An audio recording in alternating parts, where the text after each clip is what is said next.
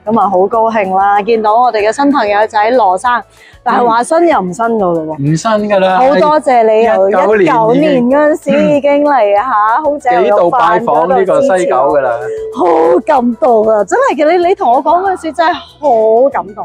咁之但係你今次參加又唔係因為知道我華麗轉身，而係因為有朋友參加咗呢個團，係嘛？我第一下唔知道你，係我嘅團，我冇 relate 到你就係呢個咩嘛？好嗱，我哋講翻先。首先，我哋今次係咩團咧？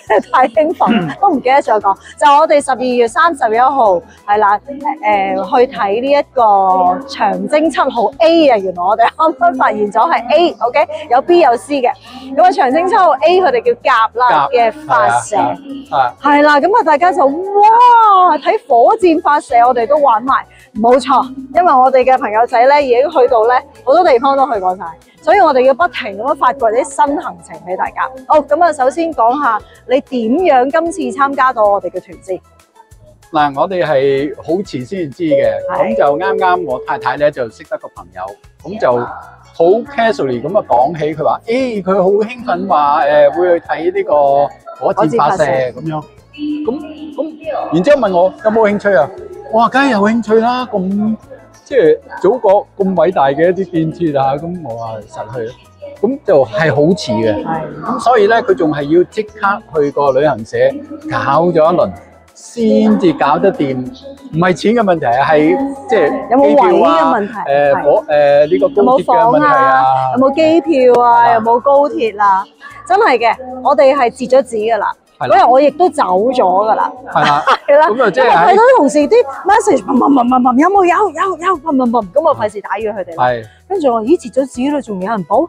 跟住後尾我等佢哋 settle down 啦，搞掂咁，跟住我先八下，可唔可以八下邊位客人咁 last minute 報？佢話有個其實都唔可以叫得做熟客，係啦，就係有一個熟客介紹一個朋友阿姐，係啦，去 join 過一次啫。係啦，就係上次跟我哋去雲南，咁跟住佢好中意我哋，咁啊第二日知道我哋有呢個行程，咁啊同阿牛嫂咧就即刻 join 咗啦，係啦，咁啊今次咧亦都係阿霞姐同你哋傾開咁樣，係嘛？咁我覺得哎呀好興奮啊，即係可以有機會咁樣，咁我哋話即刻決定就去。多謝你，咁啱跟住喺個 group 度見到我，原來係我嚟嘅。係啊，咁啊突然間咧原來就係你。你報名嗰陣時知唔知係我哋嘅？唔知，都完全唔知。真係喺個 group 度見到我，咦咁熟口面嘅咁。多謝晒，多謝晒。好，咁啊嗱，你都應該唔係第一次去旅行噶啦，係咪？都 join 過其他嘅旅行社噶啦，其他團啊。咁你覺得我哋嘅團同埋其他你以往 join 嗰個團有乜分別咧？我好佩服你個魄力嘅，即係你真係會即係兼顧到我哋即係一個旅客咧，即係所面對嘅咩問題啊，每一樣嘢你都會即係跟得好貼啊，跟預先你睇下即係每一次我哋去到邊度都收到一啲即係 message 啊 WhatsApp 啊咁樣，即係話晒俾我哋聽有啲咩嘢，咁令到我哋都即係我哋都跟過有啲即係跟過其他好多團啦。